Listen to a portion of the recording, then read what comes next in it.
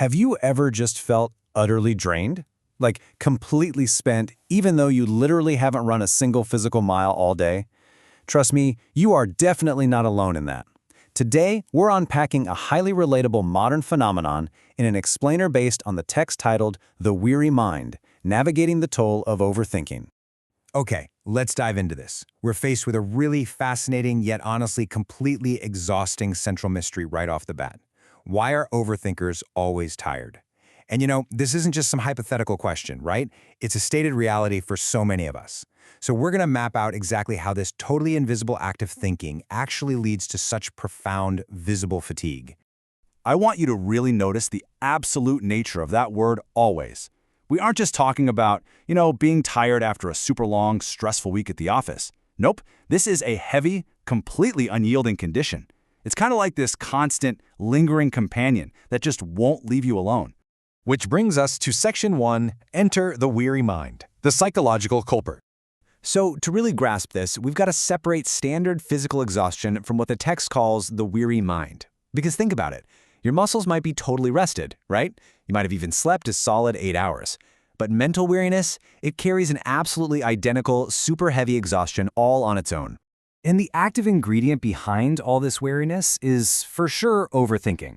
Actually, let's be clear, it's not productive problem-solving at all. It's this continuous, utterly exhausting mental loop. It's literally like having a car engine running relentlessly in the background, just burning through all your fuel without ever actually moving the car forward. Moving right along to Section 2, the toll of overthinking, a heavy payment. You see, the specific word toll here is so important because it implies that overthinking definitely isn't free.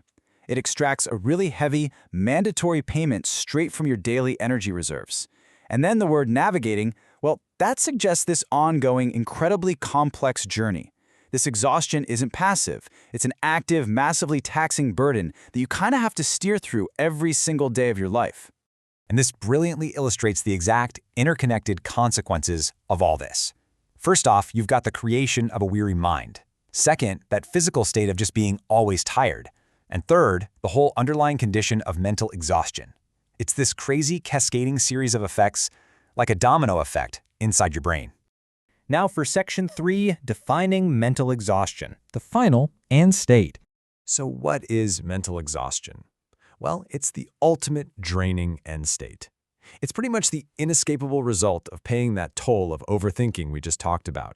It's like your internal battery isn't just running a little low. It is completely and utterly depleted by its own internal processes, just running on fumes. Let's actually map out this whole mechanical flow, step by step. Step 1, it all starts with that sneaky cognitive habit, overthinking.